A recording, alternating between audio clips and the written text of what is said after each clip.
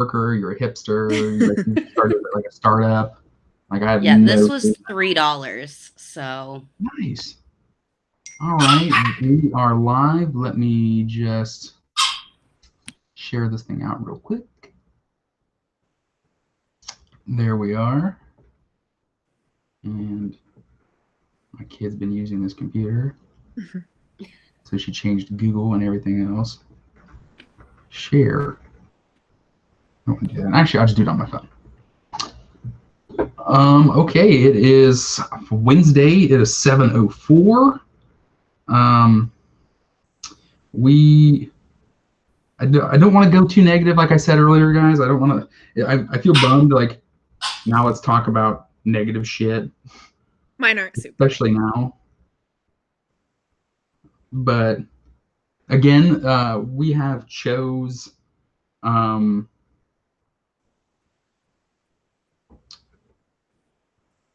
We have chose from the last year books, movies, television, the media that we enjoy, the media that we consume.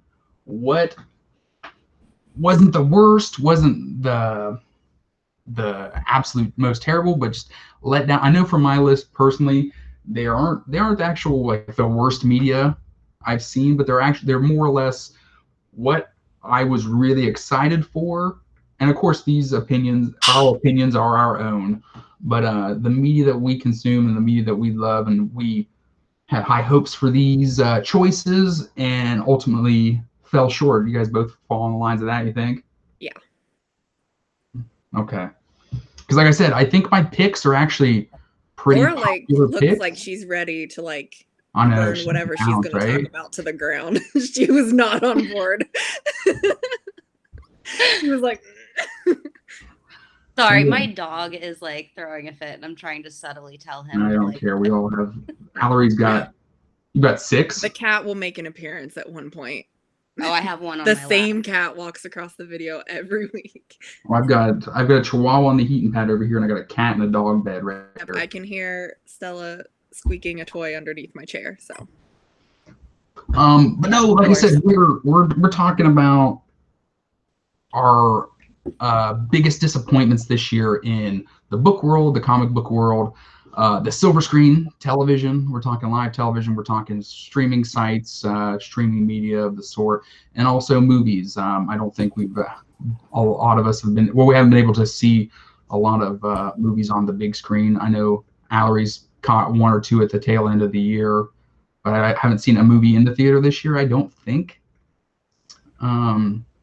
And I'm telling you, you're going to hate me because I totally disregarded what you said about renting or purchasing a movie last week, and I purchased the other one, and I regretted it, and it made this list, so I guess it's karma. I mean, that's what you get for not taking my recommendation seriously after I started reading Watchmen. Well, I did it solely out of spite for your neglect of Star Wars. Listen, I'm not going to watch it since I showed you the picture of the thing that I can't remember what it's called anymore, but it's really cute. And you said that Chewbacca eats one, and I'm not here for that. I'm out.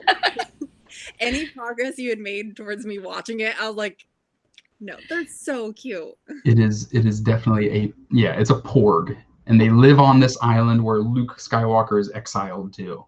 But I don't want to open up that can of worms. Before we get started, I need to say this. I get very little free time. I have very little free time for my family. I have very little free time to even do this. The world's a crazy place. And reading comics, watching media, talking to some lifelong friends here, these are things that are great escapes for me. So with that being said, I do not need to hear anything regarding heinous and disgusting acts that happen in the country today. If you could keep those out of the comments, I'd greatly appreciate it. I think we all would. What I don't need to hear? Go ahead. Anymore about I am being harassed on this because of you. The Star Wars. I'm telling you, I'm not watching it, guys. But if we could keep these movies, TVs, comic book related, everybody. I greatly appreciate it. Our views are our own. Our choices for this list are our own. I speak not for the establishment in which employs me, nor Allory or Laura. And this is our escape. This is what we like to do. And this is, without question, one of the highlights of my week. So I would love to keep it that way. And I appreciate each and every one doing the same. Let's jump right into it. Allory, 2020, we had a whole year pass. What book or comic book was your biggest letdown of 2020? I'm not sure when. I know it's new and it's ongoing, like it's newer, but I don't think it was first published in 2020, but I picked it up in 2020. Two either. So I chose Man-Eaters. Man-Eaters. Yeah. So the premise was super interesting. Basically, we're going to go all out, I guess. So basically, in this world, whenever a girl or a woman gets her period, she turns into a wild cat and starts attacking people. I love it. Like an actual cat. Yes. Like We're not physically talking human-sized cat. transforms. We're talking like house cat. No, hold on. I'll show you. Let me. Please do. I'm thinking like a scraggly alley cat. Right. Not that kind of cat. Just like feral. Like big old cat. Holy shit. That's like a puma. Yeah. Okay. Yeah. So a giant wild cat, and just starts like loses all control, wreaking havoc on everything. Sorry, I was laughing at the comments. So it started out really cool. Like it was really intriguing. They're like, what's going on? And it's following this young girl who's just gotten her period because they like start taking something to stop it. So you don't like, so that women don't get their periods and they can't turn into a cat. Yeah, it's called birth control. Yeah. So this like young girl, I think she's 12. Her parents are like running these experiments on women. And so like this is some of the stuff in it is really cool, but this is the stages of female development. And you can see here between teen and adult, we have a ferocious cat. So they're like these years. So like I said, it was really intriguing from the get-go. They have all of these like weird, like realistic looking advertisements. Mm-hmm. And so like here's one with like just a bunch of cat shit in it, and I don't know. So it's interesting throughout the whole thing. But then, like, by the time I got to volume 3, I had way more questions than I started out with, and nothing was answered. Like, the little girl goes to this facility, and they're like, we're going to cure this, and it just gets really messy and sloppy, and honestly, I have no idea what was going on for the entire 3rd volume. So those aren't issues. Those are actually trades. Yeah. So you stuck it out. You stuck out with it for at least 12 issues. Yeah.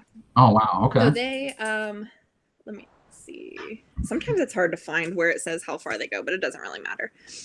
And it was nominated for an Eisner for the best new series. And I just feel like it had a lot of potential. And then like by the time like it got really convoluted and I just don't like, it was not going anywhere for me.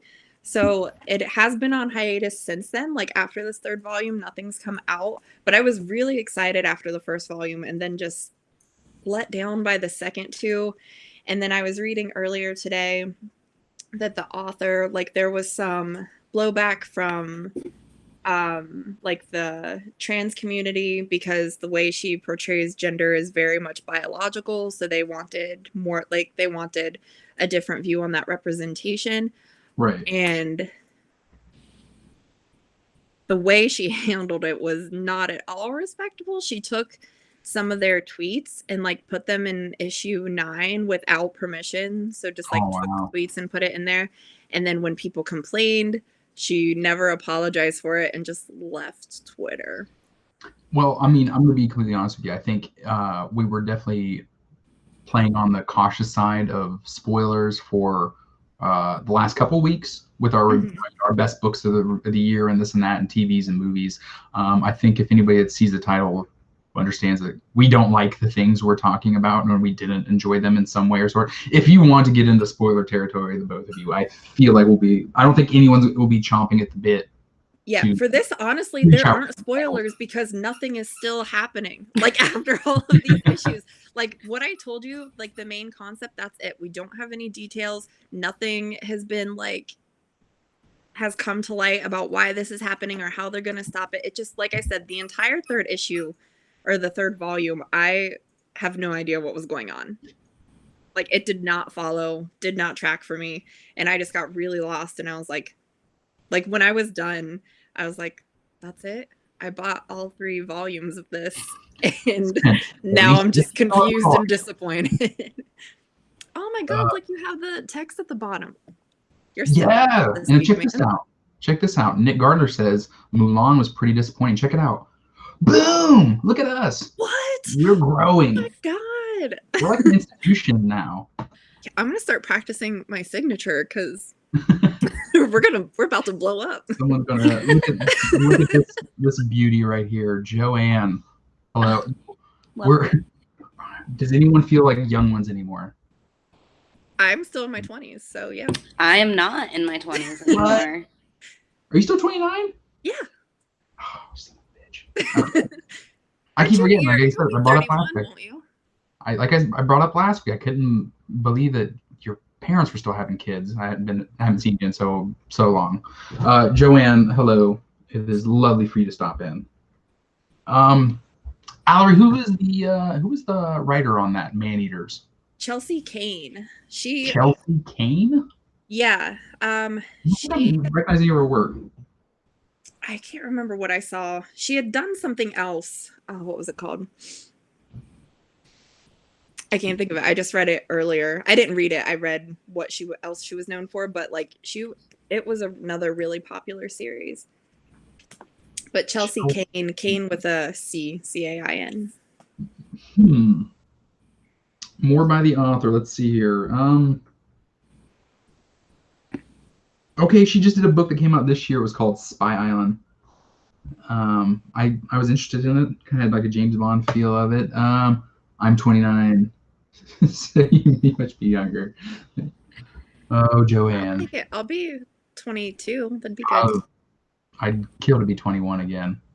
I'll take 23 again. That was like the solid. I was still in college at 22, so I would love to go back to college. I was working at the Humane Society and I was 21.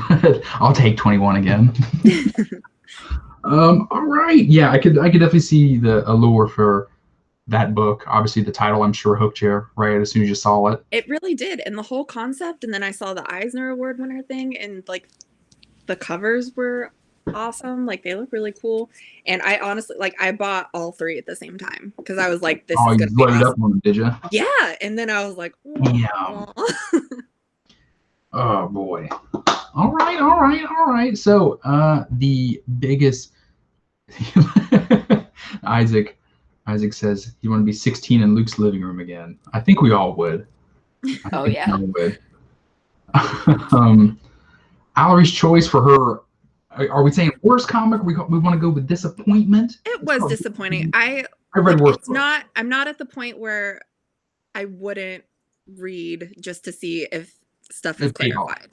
Yeah, right. I'm not like boycotting. I am still interested to see where it goes, if they can make it go somewhere, because there was 4 or 5 issues of a whole lot of nothing. So no, I definitely, especially if it's a book that you're on the fence of and they give you filler issues. I can definitely understand that.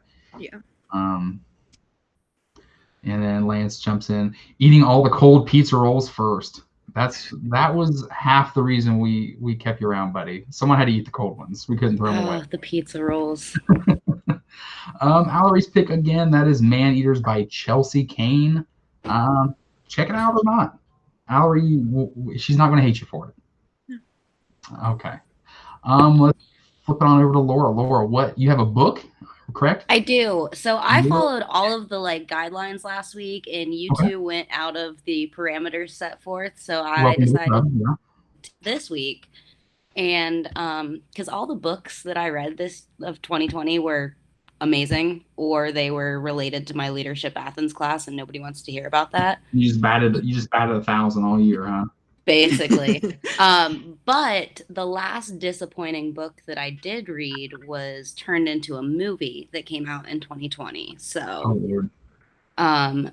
it's Hillbilly Elegy by J.D. Vance. Not It's definitely not the worst, but it was very disappointing. It has a super, like, it's a memoir about a guy from I spelled southeastern that right? Ohio. Yeah. There it Yeah. is. But it Top. has just like a really pull yourself up by the bootstraps like vibe to it, and I just can't get behind that because people can't pull themselves up by their bootstraps if they don't have shoes on. So, Yeah. I just get That real was tired. so poetic, Laura. I Yeah, know, well, right? you know. She's like, buy your. Just what I'm a wordsmith. That's what I do.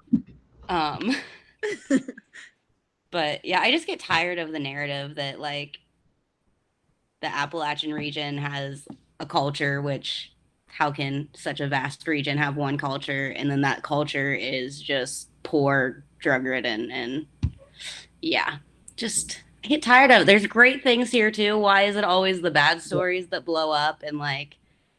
Yeah. I've got to ask because I've never heard of this title or this movie. Amy Adams and Glenn Close are in it. Yeah, I did watch the movie. I haven't read it or watched it, but people were disappointed by the movie adaptation also. I haven't heard of the book or the film. Isaac says, Bootstrap Bill Turner could. Isaac throwing out there. That's a fair point. Yeah. No, just give me some sort of backstory. I'm going in completely blind at this one. Yeah, so it's this guy. He grew up. I think he started in Kentucky. I could be wrong on that. Don't quote me, but his family moved into a coal mining town, and oh God, hold on. Okay, nobody wants to hear my cat make those noises. Can you hear my cat's bell where he's scratching right now? If you hear a chime, that's my cat. But his family moves to a like up and coming coal mining town, and everything is going great, and then the resources are depleted and the town sinks into poverty. I'm sure we're all a little familiar with that situation.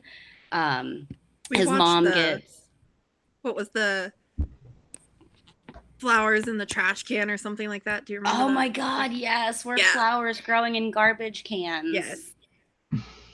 Sorry to interrupt. That was the best documentary about the education system we ever watched in school. Not at all inoffensive. Right.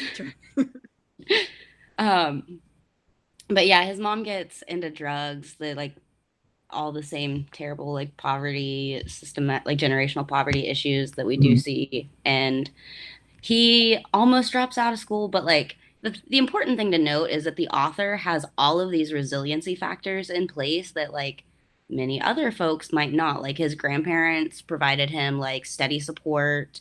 He had like a stable home, even though his mom was like out doing her own thing and like in and out of addiction.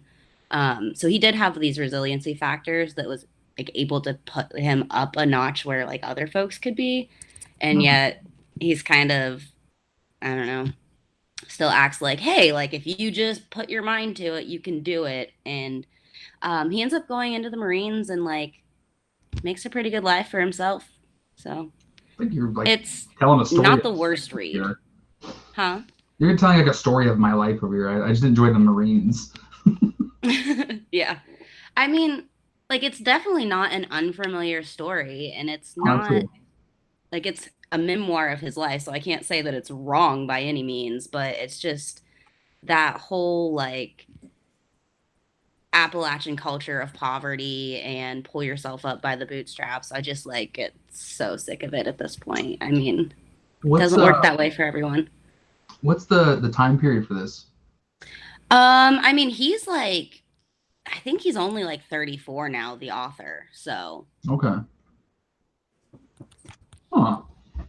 And you said it was now was it a film on a streaming service or? I think Netflix I'm pretty the sure film it's out. Netflix. I'm Netflix. pretty sure it was Netflix. And Allory, you said there's some actors in it, yeah? Yeah, Amy Adams and Adams. Glenn Close star. I get Amy Adams mixed up. She's Lois Lane, right? Yes. Yes. Total timeout. Let me ask you this. Did you watch, speaking of, and this is why we always run over, Amy Adams was in an HBO show called Sharp Objects. Yes, it I was have not so watched good. it. Oh my God. I I actually went and haven't bought watched the it book. because the book is still sitting on my shelf and I haven't read Yeah. it yet. You need I to. was- That book I was is really like, pumped because like I called it like the episode before the finale. I'm like, this is what's happening, and it happened. And I was like, I had the huge like alien brain. I was so There's pumped. one other one of hers that they made into a movie also, and I read that one and watched the movie, and now I can't think of what it's called. It's Gone on my Girl. shelf somewhere. Huh? Gone Girl. Yeah, well, I saw that one. There's a third one. Oh, is there a third one? Oh, Yeah, okay. so she's written like 3 books. All of them have been made into movies. No, it's I like gotta- amazing. her brother or somebody was a murderer, and she goes to like this support group, and they're all like convinced that he wasn't actually the murderer. I'm just gonna look it up. It's by Gillian. Dark Flynn. Places. Dark Places. Yeah, that's it. I was looking it up for you. Okay, so Okay, you thank got, you. you got Gone Girl, Sharp Objects, and Dark Places. Dark Places. Yeah, that one I've seen. Okay, so I've been meaning to watch it. so Laura, you would not suggest the book nor the movie television show. Yeah, I mean, I think if you're gonna dive into this story, you should definitely read the book and not watch the film. But also, if you just want like an hour and 20-minute recap of what it is, watch the film, because the book's obviously on my disappointment list. So yeah, I wouldn't recommend it, but Which one brought you down more, the book or the show or the movie? I'm sorry. I couldn't make it like more than 30 minutes through the movie. So that tells You you said something. Glenn Close? Yeah, That's probably the only time you'll ever say that you can't get through a Glenn Close movie. That woman's phenomenal. I know. She's wonderful. Yeah, it was rough. Oh boy. No, I until today I've never heard of it or I've never heard the book or I don't think I've ever heard it referenced either. The movie just came out like within the past couple of months, right? Oh, Yeah, really? it was like towards the end of 2020 it came out. No, I didn't. No, I wasn't aware of either of those.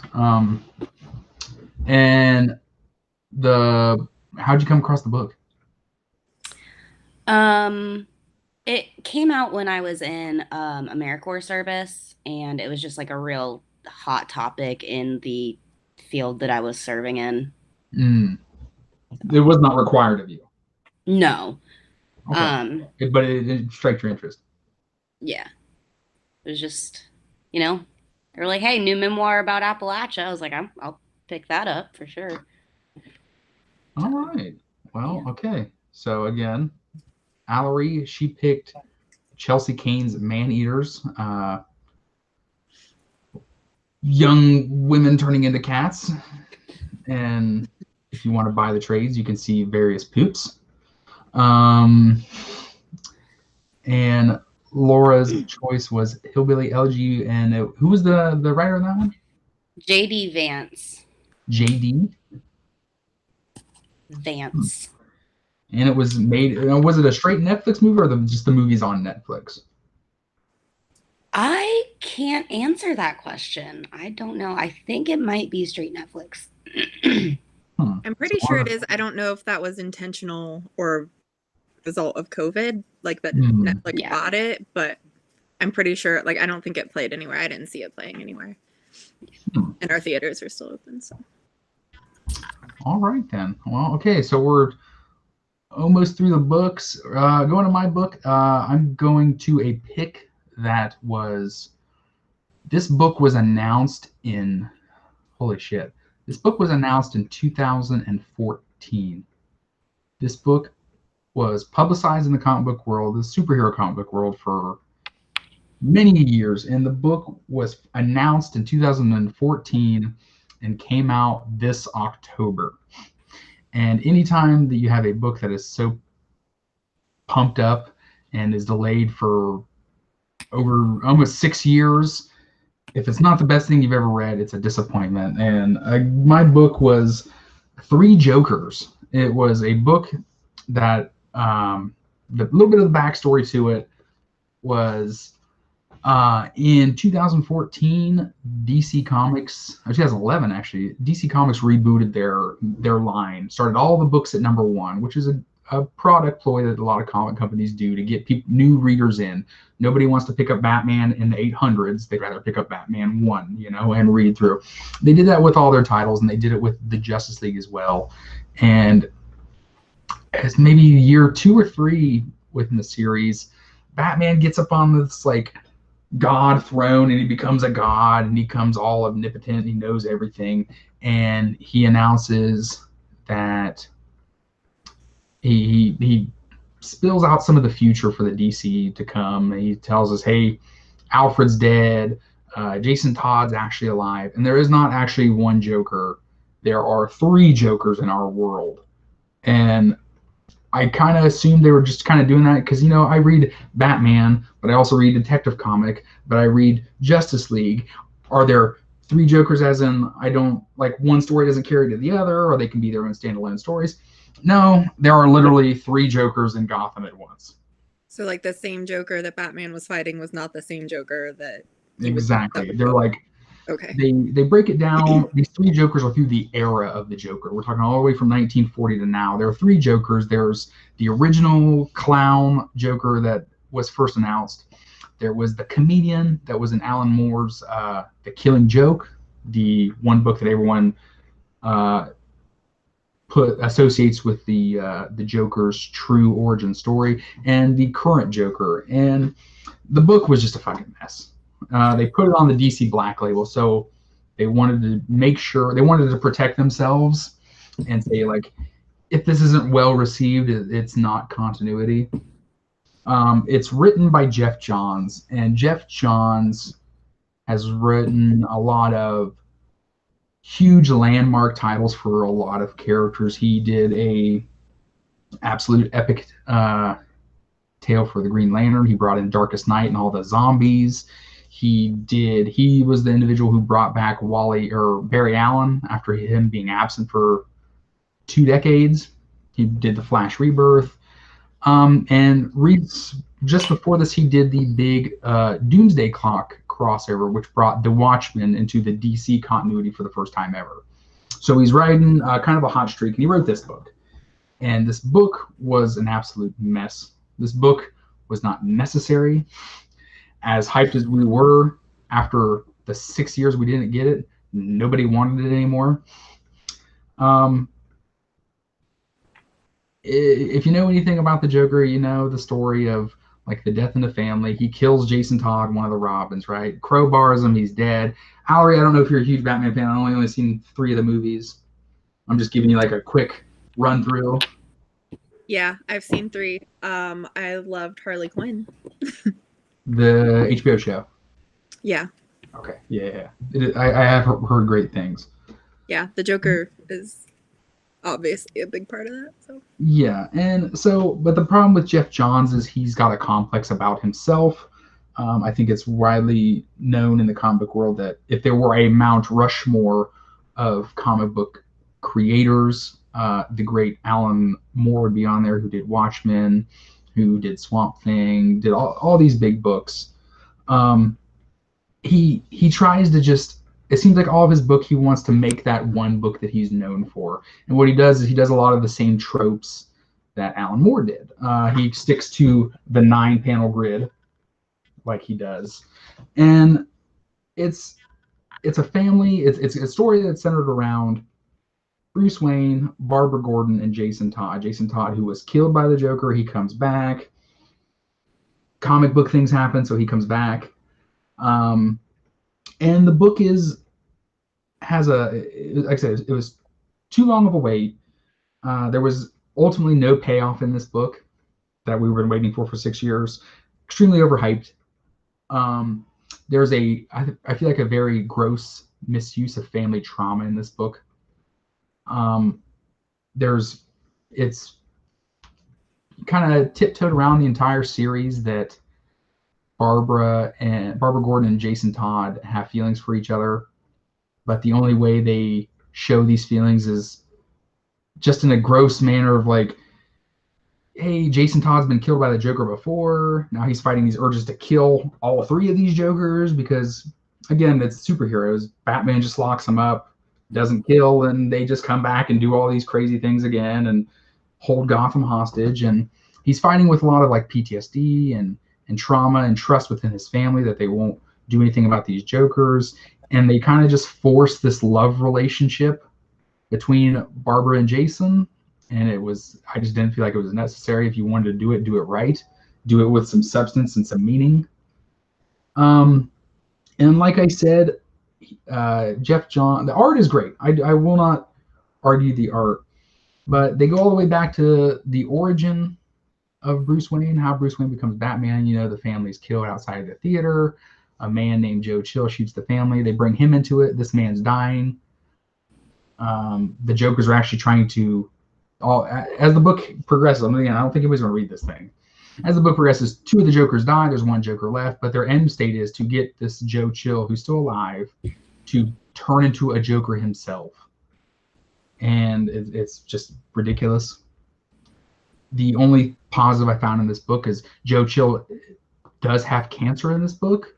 Batman finds a way to come to terms with Joe Chill. He saves his life. He forgives him for the heinous act that he did, murdering his family.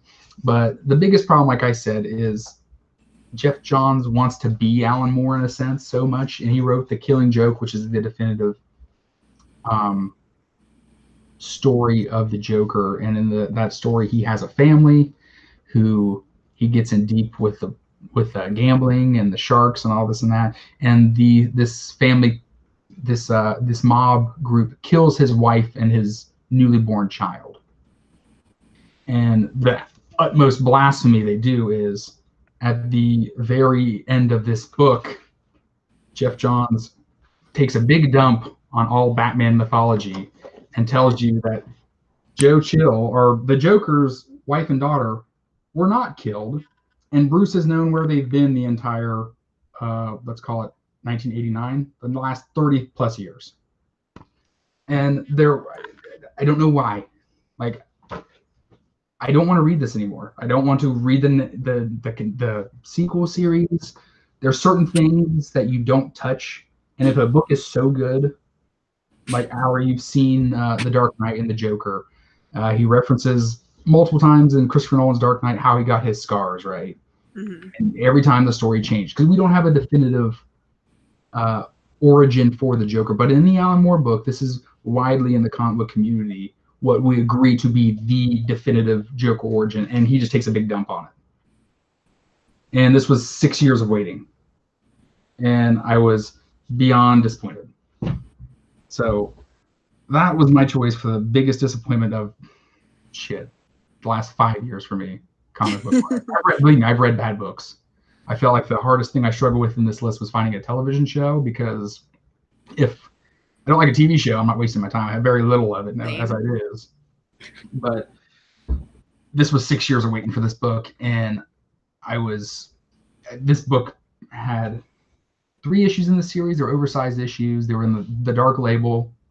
Couple bucks more than a regular comic book. They're about $5, $6, maybe $7 an issue, and it just wasn't worth it. Overpriced, overhyped, and I was very disappointed.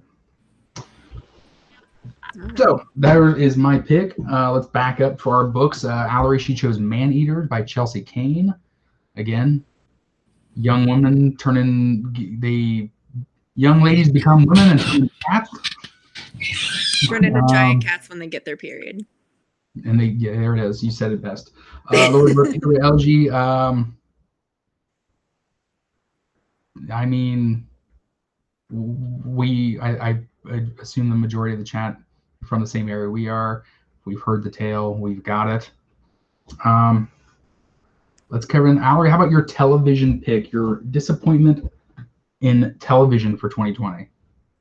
All right. I was in the same boat as you, because if I'm not hooked in an episode or two, I just don't bother with it. So I had originally picked one called Zoe's Extraordinary Playlist that I was like, I wanted to watch it because it's a musical and I love musicals, and I was just like, but I only watched 1 or 2 episodes, and so I didn't feel like it was super disappointing because I was like, it's not for me. I didn't waste my time with it. So I chose something that wasn't necessarily disappointing because I really enjoyed it. It just wasn't as good as the first season. Okay. So I chose The Haunting of Bly Manor. Oh. I almost chose that. So I just watched it in the past couple of days, and so The Haunting of Hill House is perfection in my mind. It's a freaking masterpiece. I love it. Good. The camera work is incredible, and the way that they treat horror, like it's not, they don't, yes, it's a menstrual monster in cat form. So the way that they treat horror, a lot of times it's really slow and unexpected. So the times that they build when you're expecting, when they're doing like these camera shots and they're showing something in the background and you're like, okay, in a horror movie, this is when something pops up, and then they don't do it. And it's so unsettling. Jeez. So it's the same director as the first. There just are not, I would not necessarily put it in. It was suspenseful. The story was really good, but it was not nearly like, there were times when I was terrified in the first one because absolutely. Like it was just so unsettling. And like this, I mean, the story was good. It was not as compelling, and it's also based on The Turn of the Screw, which I think we should just leave alone because I can't with that. Did you see the movie The Turning? I did. Yeah, so that's based off The Turn of the Screw also, and basically you never get an answer as to whether this girl is crazy or not. So I like what they did with this, but I'm just like, it's not for me, that story. I like concrete answers. But anyway, so I wasn't necessarily disappointed with it. I just thought it wasn't as good as the first season, but I did find out some stuff about the director, whose name is Mike Flanagan. Yes. You and I talked about a movie he directed last week. Yeah, so he directed Hush. Yes. Same actor. Co-wrote it. Yeah, and he co-wrote it with his wife, who played Theo in The Haunting of Hill House. I love her. Yeah, she was like my favorite. Yes. Yes, Lance, I agree. Very twisty. Very twisty. So they co-wrote Hush, and she starred in Hush, which I thought was great. And he loved it. Directed Oculus, which I really liked. And Ouija Origins, which I also really liked. So they don't have any announcements for a third season yet because I guess he has a lot of like some Netflix show deals coming out, which you're missing the movie we talked about last week. No, I'm sorry, 3 weeks ago. Am I? What did we talk about? He directed Dr. Sleep. Yeah, he did. I see when I was like scrolling through it, I was like, I have to remember because we like talked about that movie for a really long time. I thought you meant yeah. So I guess we never talked about the end. Did you end up enjoying it? Loved it. Again, I loved it. I thought it was great. So, I absolutely loved it. I agree with you everything. I will even go one step further with you on the second season. I don't think they did anything better than the first season. I don't think the cast was as good. I don't think the story was as good. I do accept the fact that the first line of the show is, "This is not a ghost story, it's a love story." I got it, but I didn't enjoy it. There were parts I enjoyed, but I don't think it did anything better than the first season. And the first season was, when it comes to, I mean, usually when horror television is horror television, it's not television because it's too graphic, too frightening, and they eventually maybe turn it into a movie. But Netflix was the right platform for it. It kept being scary, but it also, the story mattered. The story developed. It was so good. Yeah, absolutely. And then so in Bly Manor, it doesn't like there was like a really nice ending for Hill House where like it Yeah. was sad, but it was very Somber. justified and yeah, and like people had their redemption. And then in Bly Manor, no one really wins. Yeah. Like they get some time, but not a whole lot of it. No, Yeah. I felt like the one pause. I think we spoke of this as well. I think the one positive um I did enjoy with Bly Manor was Rahul Kohli. Yeah. I liked him in my wife and I enjoy him in iZombie. iZombie, yeah. Yeah, and we were really excited for him, and I did I I was happy for him and his character, but again, the story as a whole, I just couldn't find that one thing that season did better than the first Agreed. at all. Because the first, You can't beat I could talk about it for 3 Oh, days. good. It's so good. Same. I think that was maybe one of our favorite things to do when Jen and I would watch it. Of course, we'd watch it at night, and our favorite thing was just to find. We would go online and just not get spoiled. For like, how many hidden ghosts are in this episode? And then we'd go looking for them. Yeah, so I saw today in Bly Manor there are 134 ghosts. Really? Yeah. Hmm. That was the official count, and I'm like, I That saw is- like 6 ghosts. But I don't know if I need to like make it darker when I'm watching because I don't. That's probably all of it. Did anyone watch It's Lost? really dim, so I feel like half the time I was like watching it. Lance, I have read, my wife and I know Allory has as well. We've read all of Lock and Key. I Have don't not think watched. either of us have watched it yet. No. I absolutely love the books. It's one of Jen's favorite comic books. So I good. told Allory a couple weeks back. She's got the #1 like all graded and sealed up in her she shed. But no, I haven't watched it. It's a book that's near and dear to me, and I absolutely loved it. And I just can't break myself to watch it. Just can't.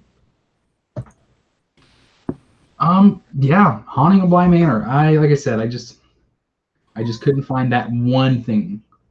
And it had to be the one thing that stuck out, just like the one anything that I enjoyed more than the first Even season. like that one super memorable moment. Like I remember in Hill House, the scene where they're all in the funeral home and the camera just keeps going 360 around them for like 5 Right. minutes. And the whole time you're so on edge because you're just waiting for something to pop up and it never does. And somehow that's even scarier than if something had popped up because like it's just really unsettling. But there wasn't a big, like a thing that really stuck with me in Bly Manor for that. No, Like I said, I wouldn't not recommend it. I still think for what it was good. Had it not been preceded by Hill House, I still think it would have been really good. But like with those expectations, because it was so the bar was incredible. high. Yeah. Yeah. What do you think, Laura? You got anything to add? I mean, I just am over here like remembering how much I love Hill House and I want to go watch it for the Right. fifth time. Oh, good. I got Chuck hooked on it. We were in Philadelphia. Like I straight up convinced him. I had a conference and I was like, come with me. We can like live it up and, you know, go sightseeing and stuff. And we spent half of our time in the hotel watching Hill House. Worth it. Very well. Very well. All right. Allory's pick for her television disappointment of this year didn't live up to the hype, and that was The Haunting of Bly Manor, the sequel series to The Haunting. What was it? Shit. The Haunting of Hill House. Yeah. There it is. Based on a novel by Shirley Jackson. By Shirley Jackson, right? But yes, Mike Flanagan is phenomenal. I like it. it. Other than that second season, again, I mean, big shoes to fill. Still, the directing, I think, was there were still moments in the directing when I was like, oh, that was a really cool choice. Just not as much. Yeah. I think that first season as well, the casting was so great that as soon as I see them in other things, that's what I call back to. I'm like, oh, she's the one daughter. Or yeah. All right. Allory's choice, Haunting of Bly Manor.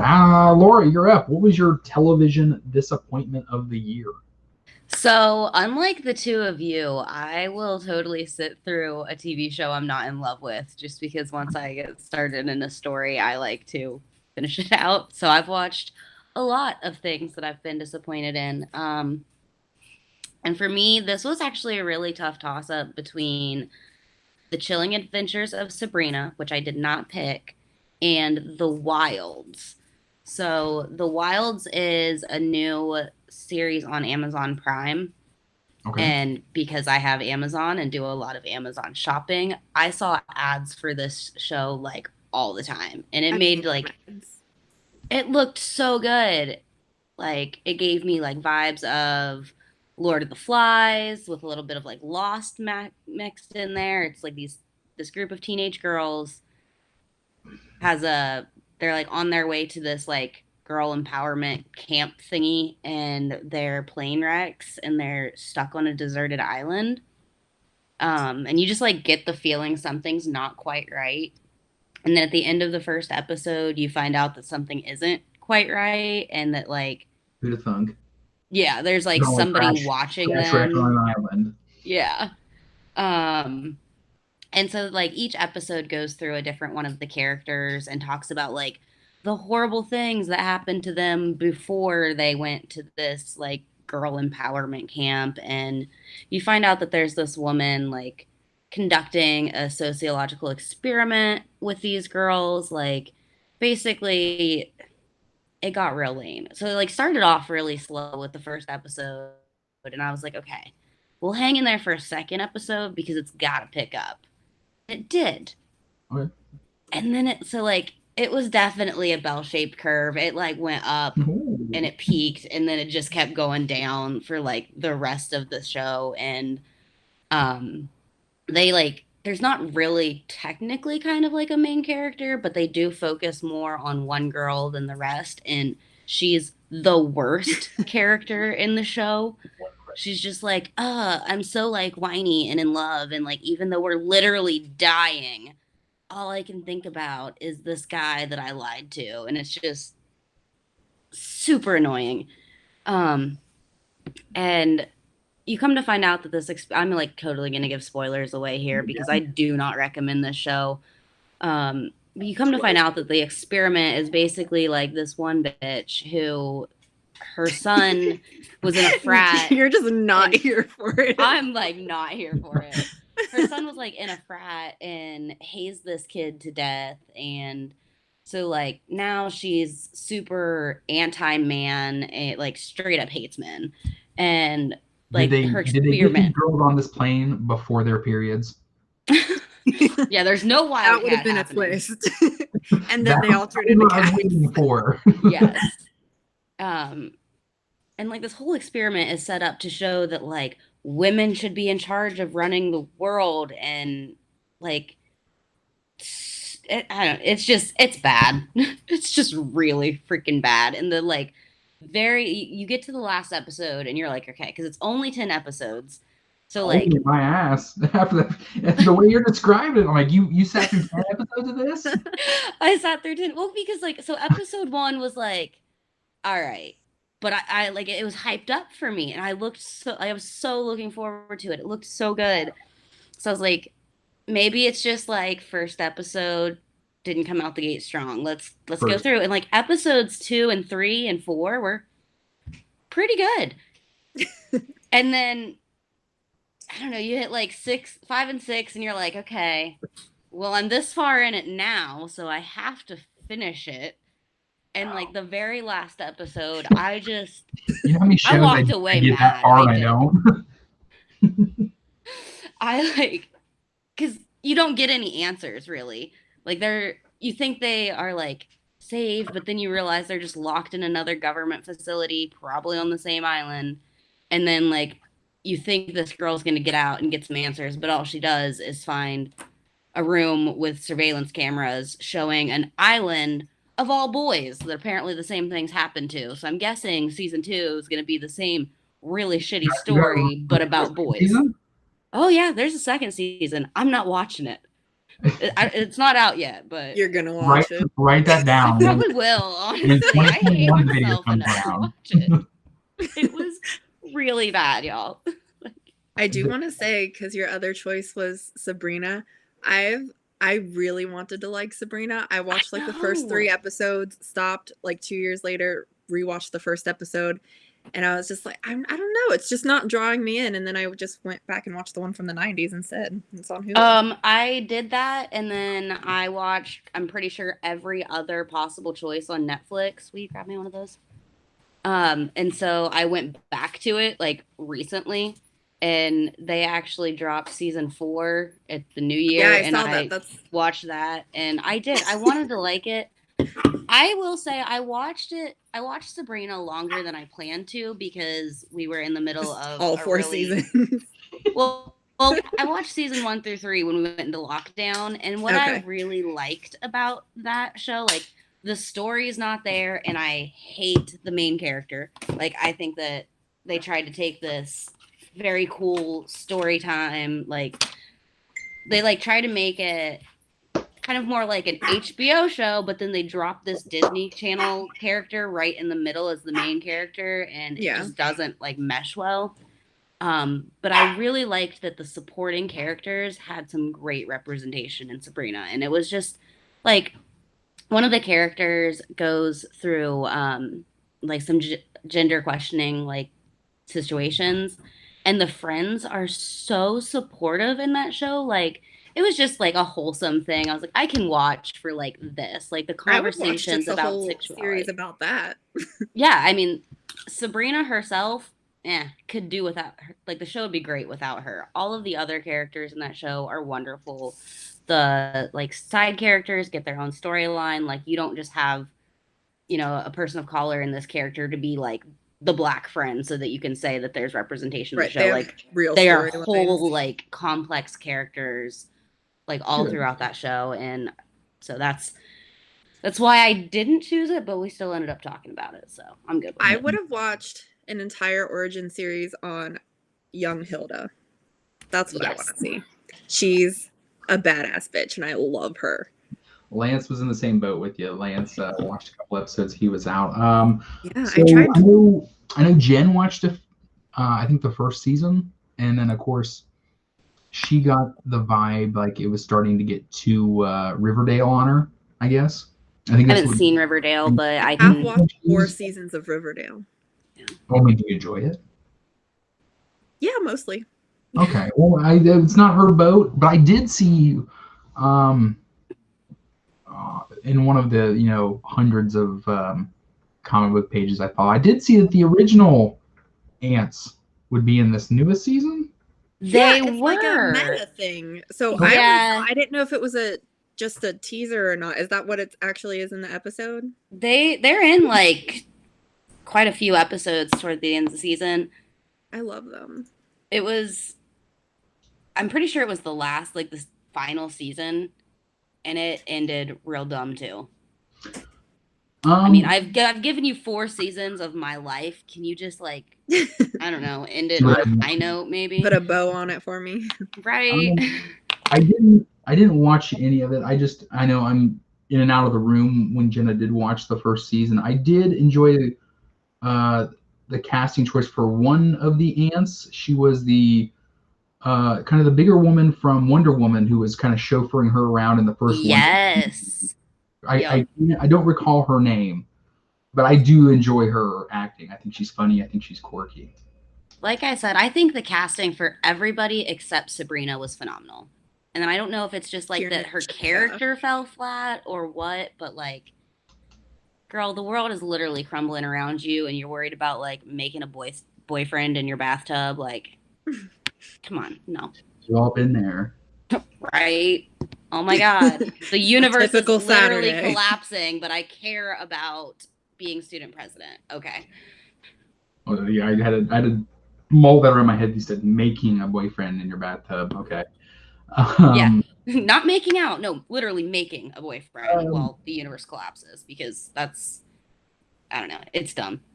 To get back on your choice for the wilds. Yes. Was it an experiment more or less because these women that were placed on this island or placed in this scenario, they all had troubling backstories, and then thrown Yeah, on so they were plane definitely crash, more adversity. well they all did have like they were chosen because of traumas in their history or like struggles or whatever. Um and like there's some sort of underlying like hypothesis that if that their like trauma would make them more resilient, and they would be able to bond and like basically if you give if you throw a bunch of women on an island they'll do a better job with society.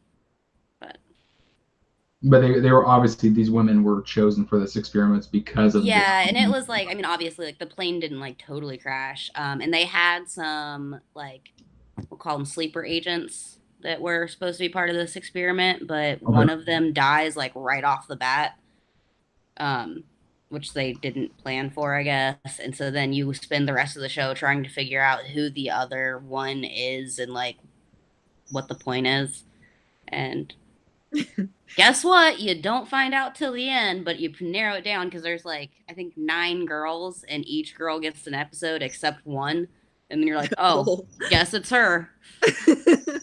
This one over here. Okay. Yep, the I quiet gotcha. one. Who would have guessed? And you said that was on Amazon Prime, so I won't check it out. Yep. Okay, Amazon Prime. Do you not have Amazon Prime? No, of course I do. Okay, I was like, whoa. When we lived in Japan, it was like the only way we could get stuff was Amazon Prime, and like Prime's what 2 days here in the States, and like Japan it Sometimes was less. Yeah, exactly. But Japan was guaranteed a week, and that was the earliest, so you had to have it. Yeah, we still have Prime. Which reminds me, we're watching so many goddamn shows. We always stop them, but I need to finish The Boys on Prime. Oh, I need to finish the comics because I didn't want to watch it first, but I didn't. I think again, I don't want to get off track too much. There are 2 series on television right now that the shows are better than the books, and those 2 are Umbrella Academy is better than the books, and The Boys are better than the books, without question. The books are just done for the gross factor for a lot of it. The first issue of The Boys, I was like, whoa. Exactly. And you got to understand the artist for that one. It was Garth Ennis who did Preacher. He did a bunch of other things like that. And of course, it was like the early 2000s. And he was with, I think it was, I don't know what, I can't remember what imprint Boom, or not Boom, The Boys was underneath at the time. When Lance said that Supernatural finale hit my feels.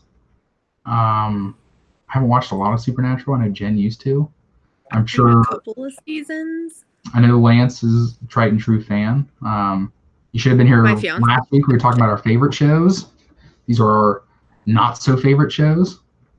But I did hear, I'm not gonna lie, I heard mixed feelings about it. Good, bad. Tim, did you think it was good? Oh, he has not finished it yet. Never mind. Okay. Well, we will not share any more lengthy comments about 6 episodes. All right. So Allory's choice again for her TV show is The Haunting of Bly Manor. That was the 2nd season of the hit Haunting of Hill House. Laura's was The Wild. You cannot catch it on Amazon Prime if you don't want to. Young women put on a plane and shipwrecked, or plane crashed. If you crash planes, it's shipwrecked. You wreck ships, you crash planes. It's okay. Plane crash. Lost. I got you. Break hearts. I think probably Lance is the only one that's going to argue me with this one. Some people, again, these are not the absolute worst shows or choices. I'm sure there's a lot of people that like the things that I don't like. But for me, I loved the 1st season. I love the 2nd season. I think that's something that HBO does. It just draws me in because I know it's not TV, it's HBO. But I was beyond elite TV. I know, right? It's the home market. It's TV for people with money.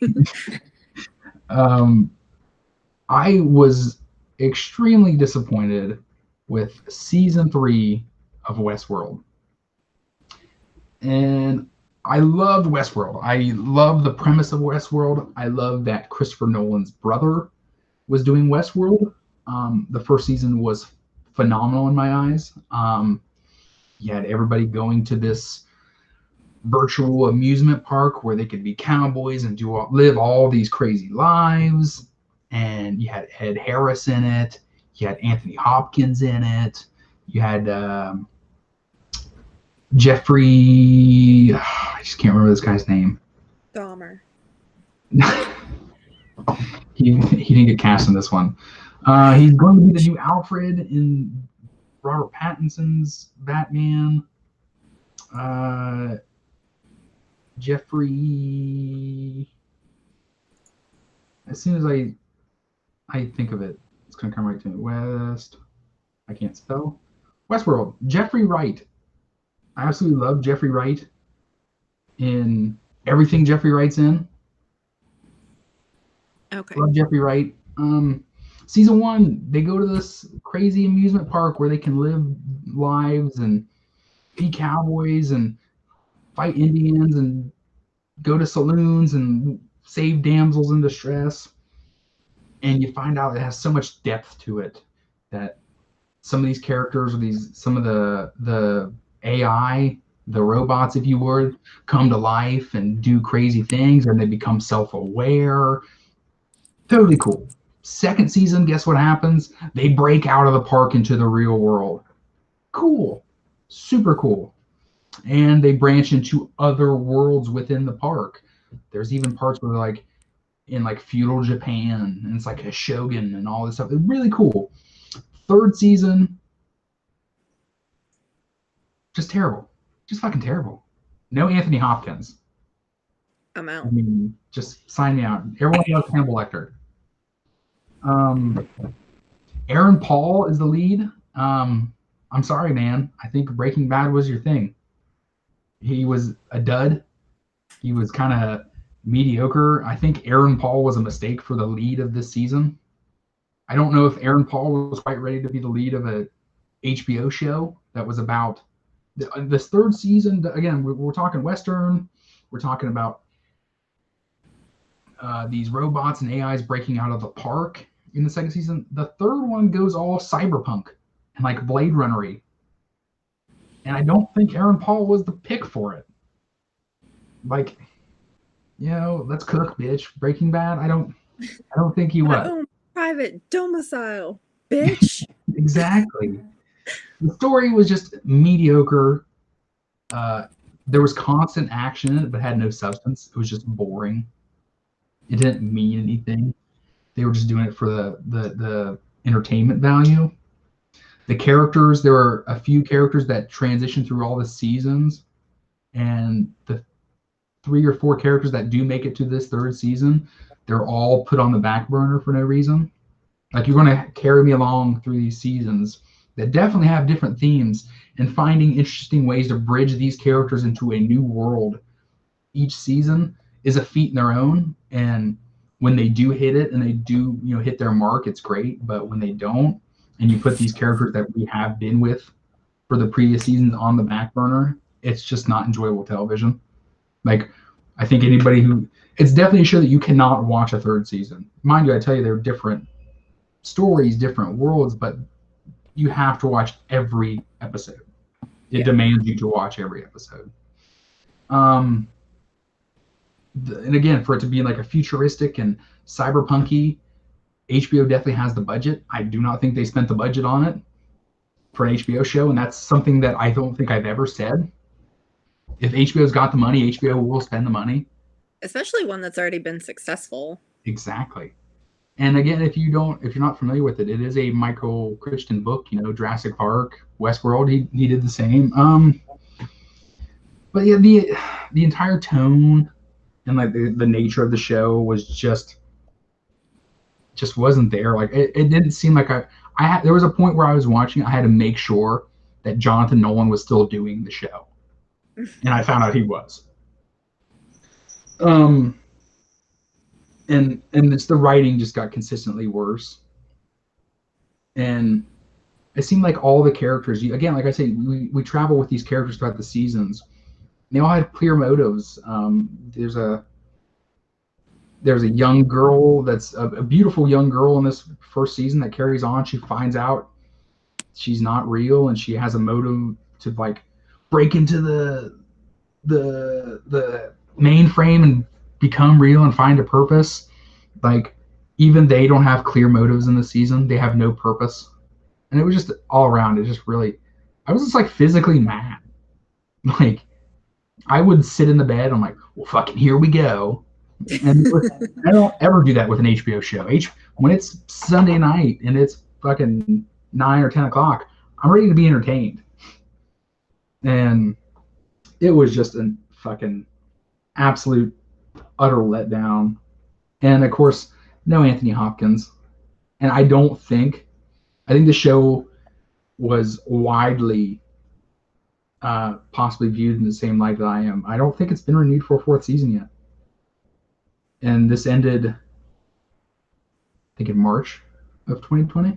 Mind you, we understand the world we live in is uncertain, but love the first season. It was definitely a show that kept you guessing, that you were on the rails and never knowing what was coming next, but I had no idea what the fuck was going on in the show this season. And just wasn't, I didn't care. Just totally let down. So Westworld season 3 was a total buzzkill for me. We'll jump in our movies again. We went through our disappointing TV for 2020. Allory was let down by The Haunting of Bly Manor. Laura pushed through 10 episodes of The Wild. And I was... Over 10 hours. Oof. Ugh. If you want a new concept, Allory, that's like 3 Star Wars movies. Ew. and I was let down with season 3 of Westworld. Allory, let's transition to movies and bring it on home. What movie of 2020 just bummed you out? So it was, I watched it on Hulu back during spooky season, which is the best season of the year in my opinion. And it's called Bad Hair. Okay. So it's meant to be a satire. We're right. Bad Hair. Yeah, so it is about, it's like set in the late 80s, I think, at this music company. Jay Farrow's in it, who I think is incredible. He's so funny. He was on SNL for a while. Yeah. I love the Denzel impersonation. Yeah, so good. Regina King is in it. And so basically they have this music label and they're trying to you do have pretty good hair.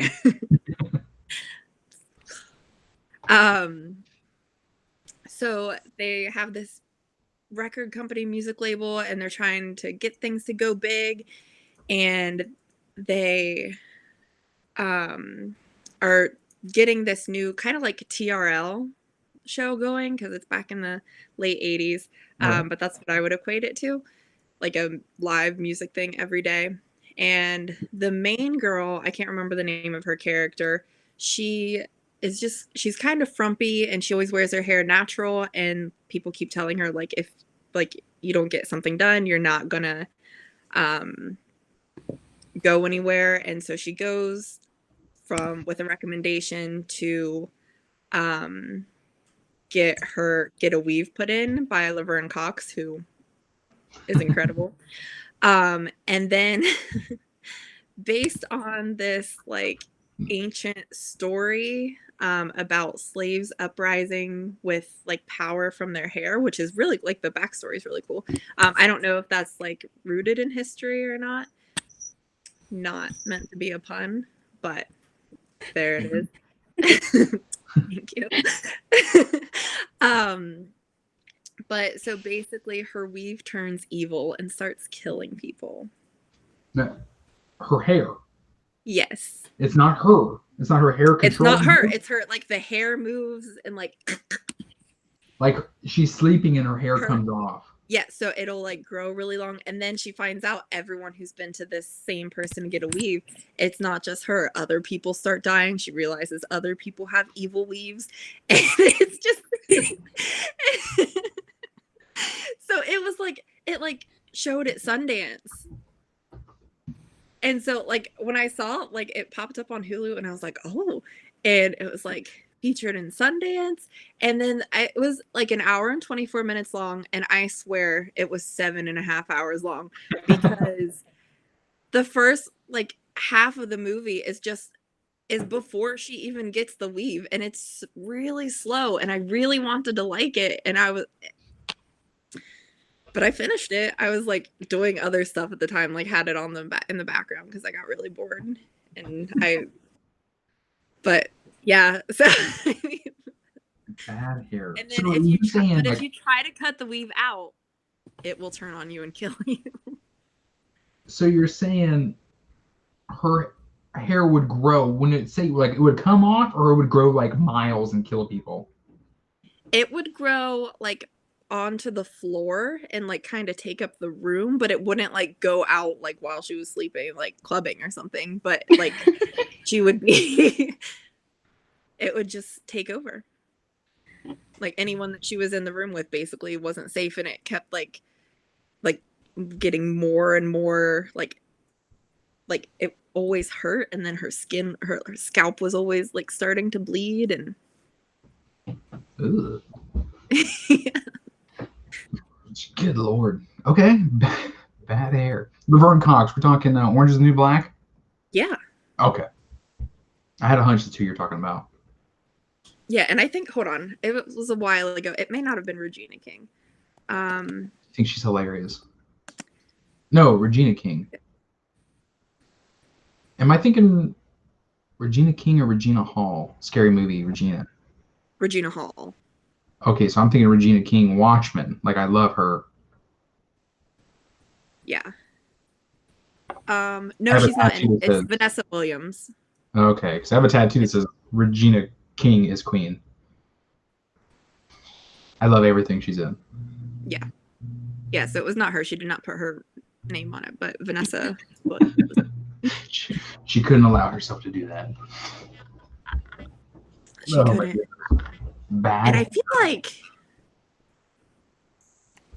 who was I feel like they had a really big person. Like it was produced.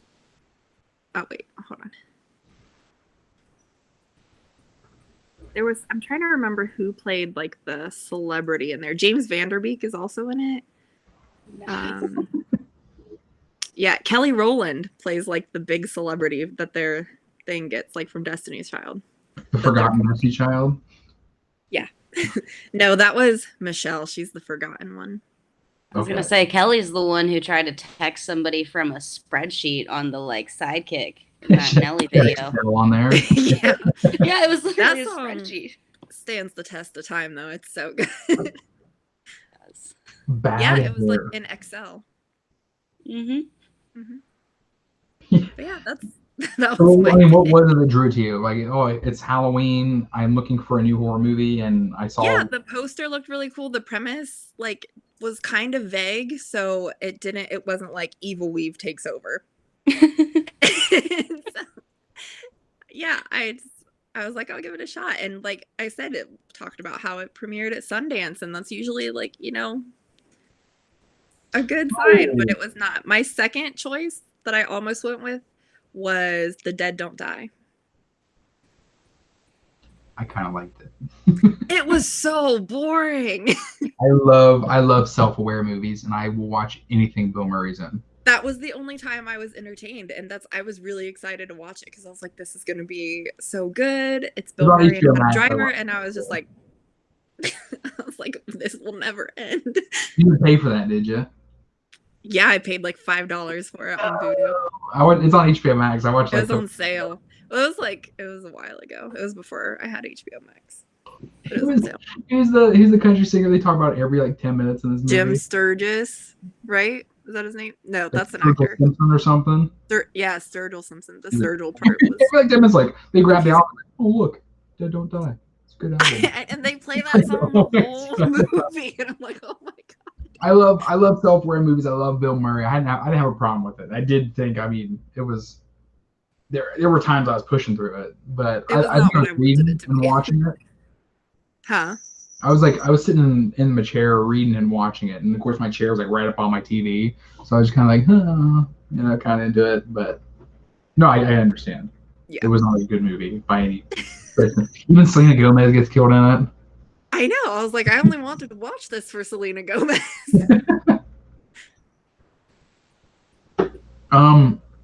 You know what? The goofy dude that runs the gas station loves the creepy comic books. I love everything that dude's in. Is it he has like 3 names, Joel something? He's such a weirdo in every movie he's in, but I fucking love him. He was in oh man. He was in a cop movie with Alexander Skarsgård and Michael Pena. He was fucking great in. He was in 3 Billboards Outside of Ebbing, Missouri. He was great in. That's a good movie. Oh, I loved it. I didn't. She's like my favorite. I love Fargo. Frances McDormand was like one of my favorite actresses of all time.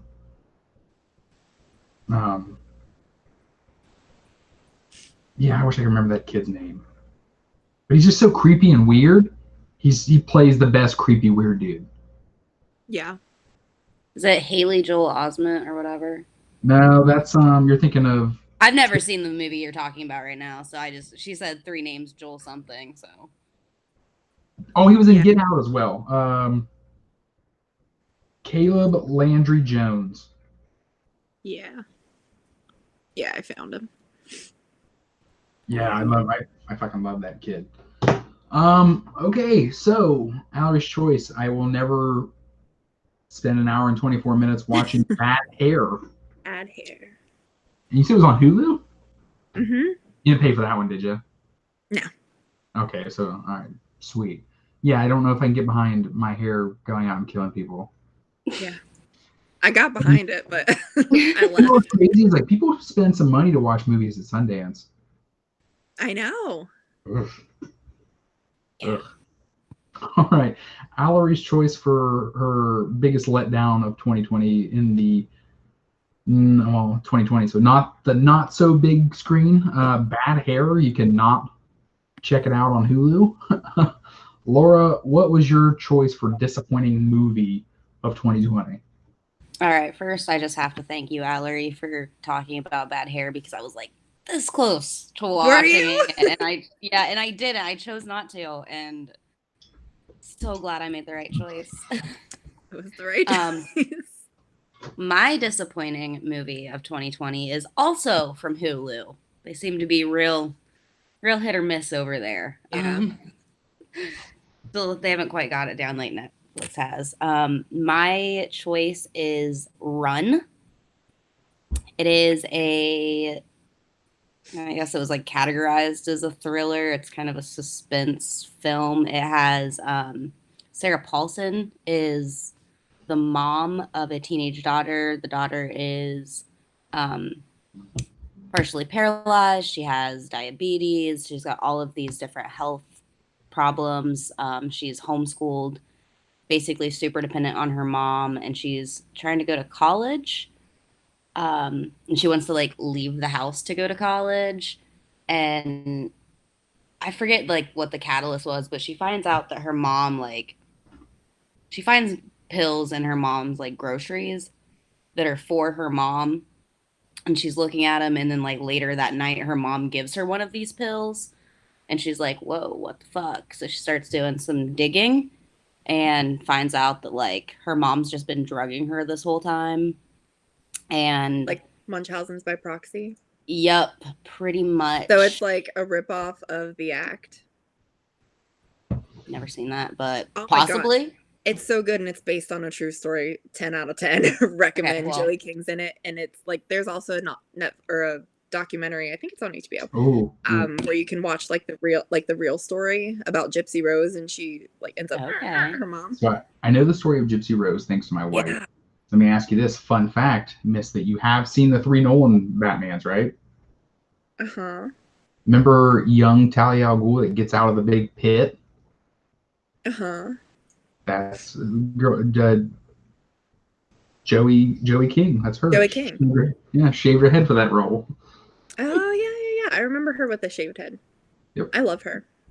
Okay, Run. Okay, so like they're Munchausen by proxy and this kid. Possibly. Yeah, she's like, I mean, she's a high school senior, and it's just, again, it had a lot of like hype behind it. It looked Sarah good. I Paulson. watched it.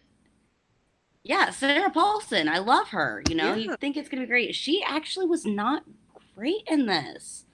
And I've seen her, like, I've never seen her not be super dynamic. And she was just like very flat in this movie.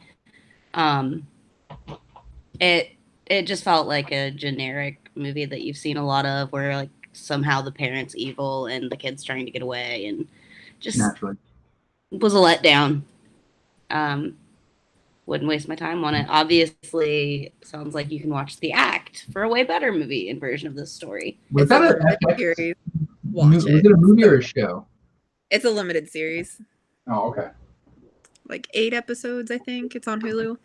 Well, But Run felt like it was also 8 I hours. was definitely gonna watch that because I have seen it pop up on my Hulu, and it's Yeah, Sarah Paulson. So it just wasn't. I mean, like it started out pretty quick, and then like I think the biggest twist was finding out that the kid's not even hers. So like, I mean, you figure out pretty quickly that like this girl's not actually paralyzed, and she doesn't. I was gonna like undo my chair. I was like, oh.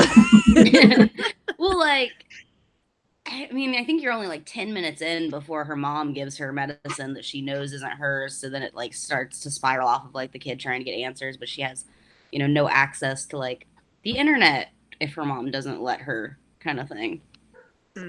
sounds like Gypsy Rose. Yeah, real boring, but like a Kmart Gypsy Rose show or story. yeah. You know, as soon as you said it, because I think it was HBO had a series it was on this year. It was called Run as well. I was like, oh, really? I didn't know that bombed. It had like Domhnall Gleeson in it and someone else. But I think I was aware of this show that you're talking about. Oh, I'm sorry, this movie. I think I was aware of it. I think I know it existed, but I didn't delve into any of the 5 W's on it. Yeah. So like you're saying like you had high hopes for this movie? Or, I like, did. I had high hopes. Like, I mean, like the worst thing I've seen this year. Yeah, the previews just made it look like, I guess, a lot more suspenseful, and it made it look like there was a lot more substance than there really was. And then you're like 20 minutes in and you're like, all right, I already, like, I get it. I know what's happening. What's the rest of the, like, you really more watch it to see where they're going to go with it, I guess, than to really figure anything out. So like, what's the runtime on this movie? Like, we're talking over an hour and a half, 2 hours? It is about an hour. Yeah, about an hour and a half. I think it's like 85 minutes or something. And you said you pretty much had it figured out in like the first 30 minutes? Yeah, I mean, the biggest question is like you don't even start to wonder how she gets away from her mom, like, which is usually the big question of like, oh, how does she escape? Even that, you're kind of like, all right, whatever. I mean, well, go spoil it for me. Did she kill her mom, Gypsy Rose style? She doesn't. So her mom has to take her to a hospital because she finds her mom's whole stash of like all the different meds she's been feeding her, and she like drinks this poison because she knows it'll make her mom take her to the hospital. And then her mom tries to get her out, and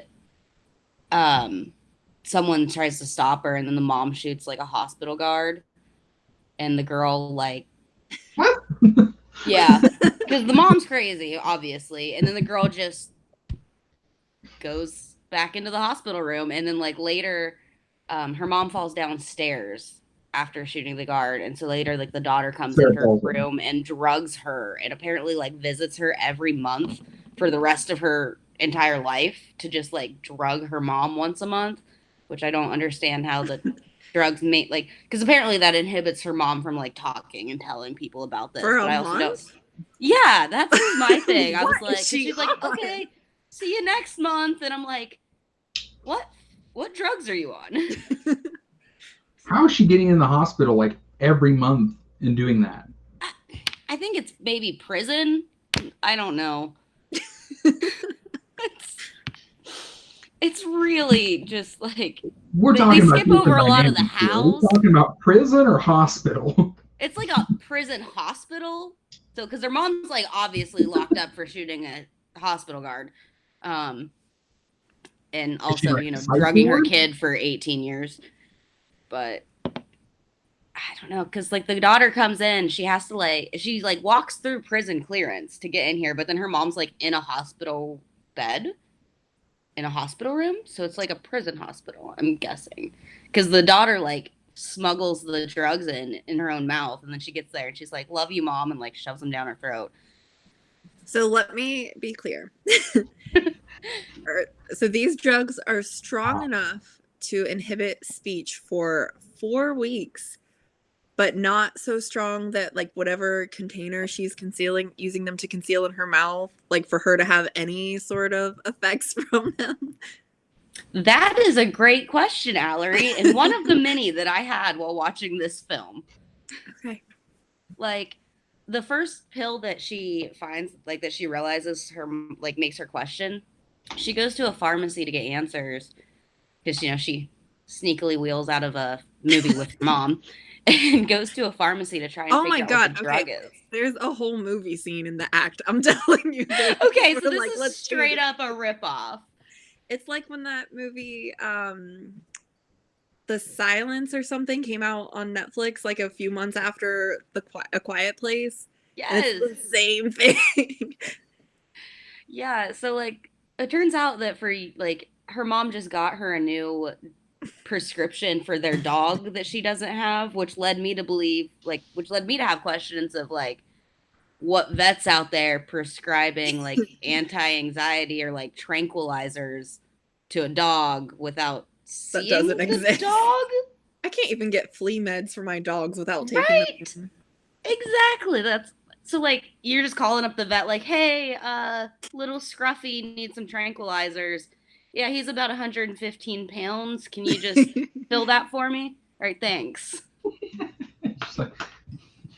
And he doesn't like to listen or do his homework. I mean, he's trying to go to college, and we can't have that now.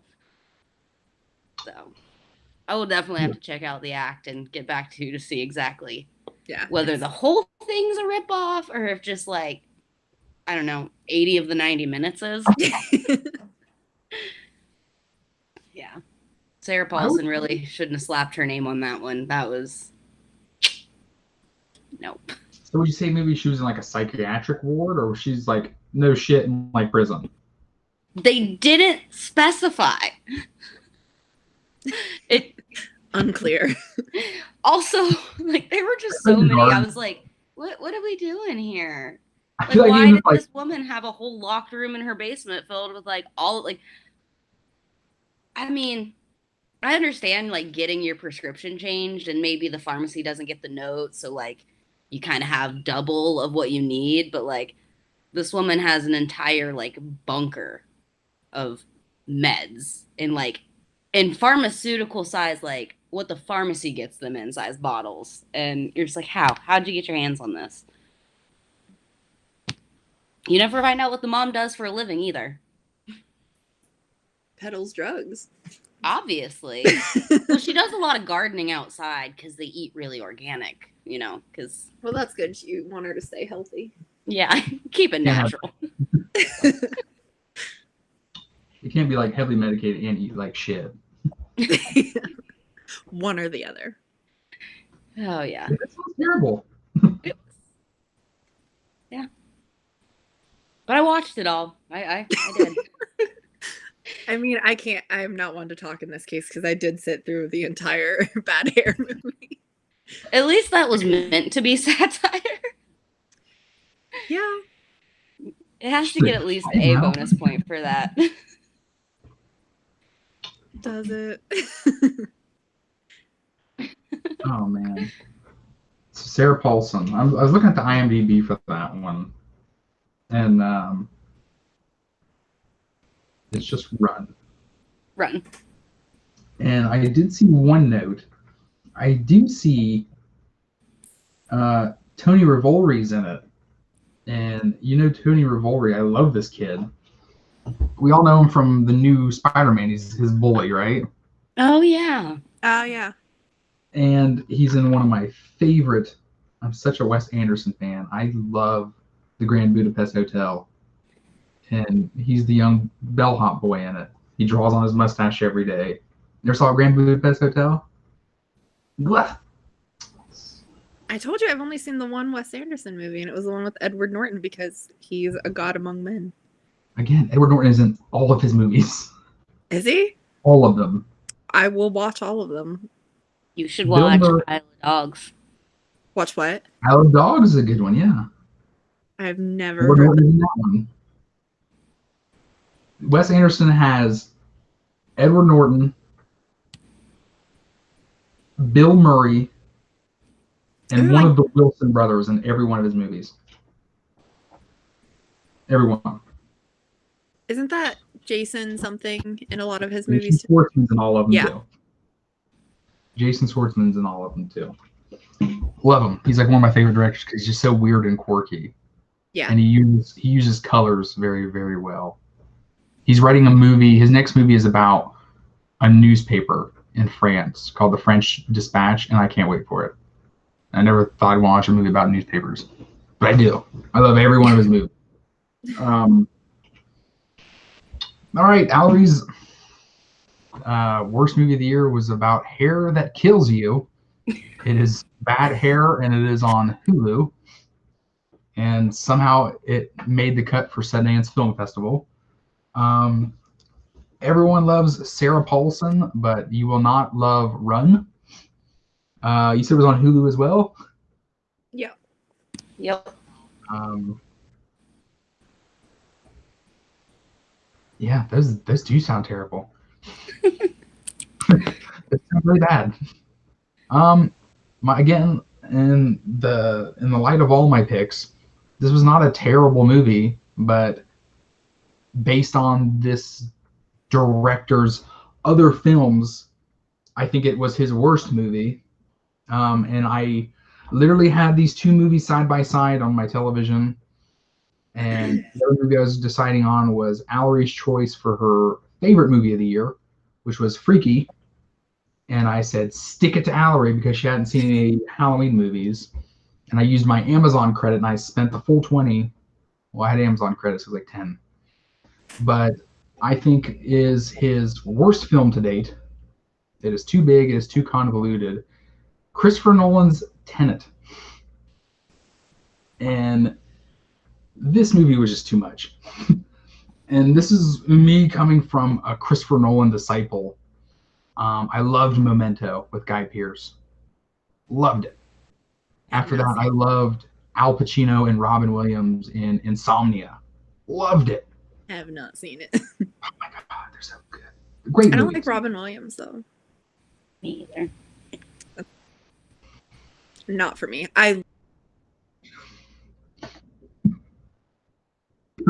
How could you say that? Oh my Take this God. out of the broadcast. Oh my God. That was it. That was Chris's like The breaking fight. I was gonna say I love the Birdcage. He was in that.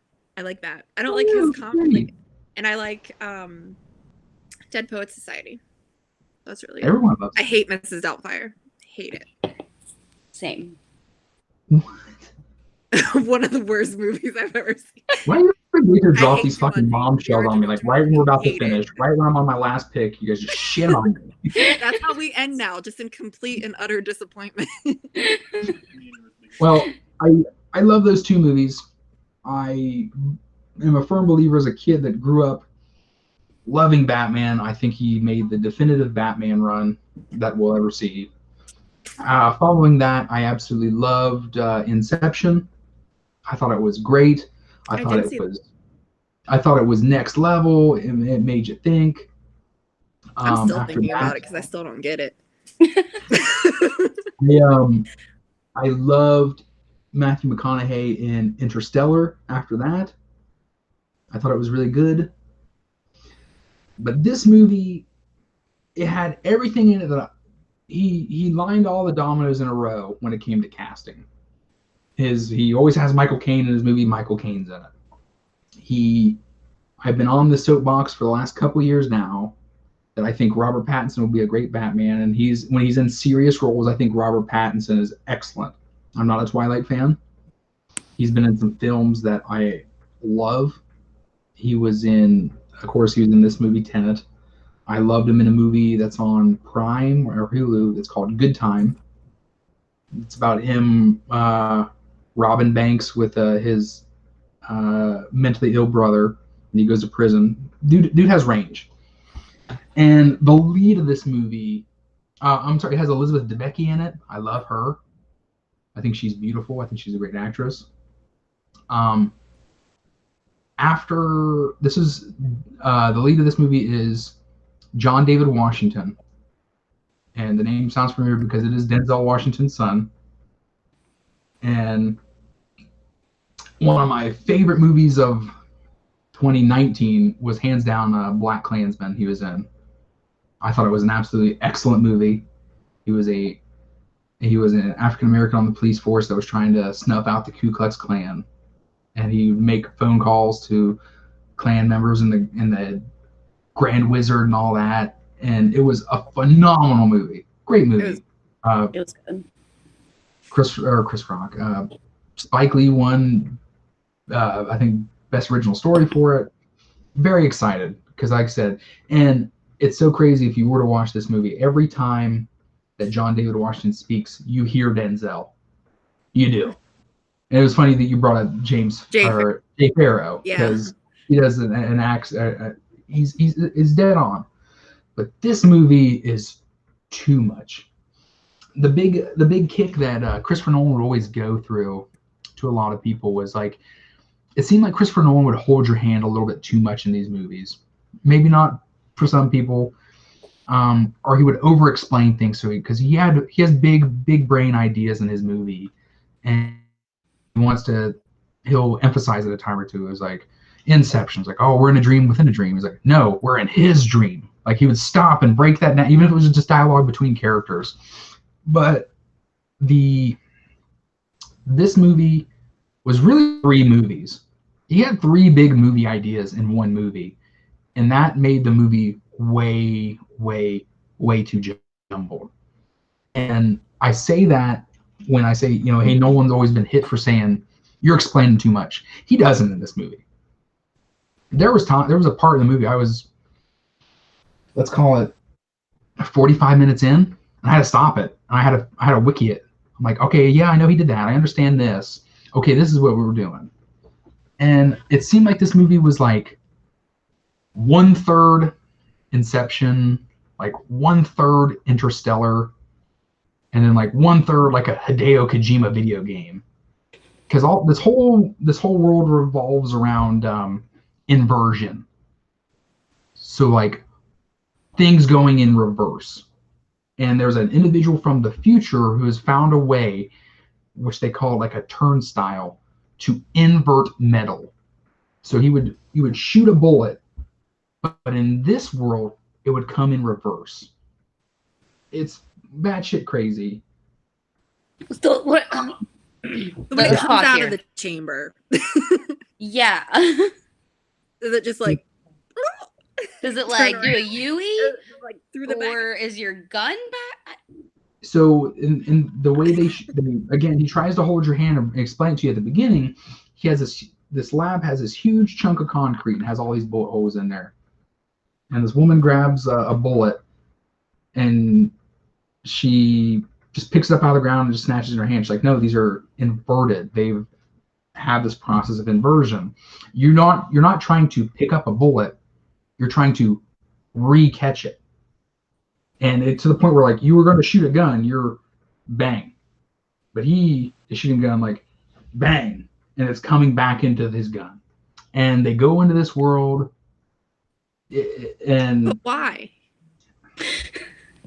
So what they're doing in this whole movie, which is extremely convoluted and hard to follow, is a person has found out how to do this and time travel, mind you, extremely convoluted and too much of a movie. He's found a way to master this. Found a way to put it into everyday metals. And he finds a way to do it in fucking uranium-241, and he's about to cause World War III. It's too much. It is way too much. And it was so hard because I really implore you not to watch it, because it is there's no short Christopher Nolan movie.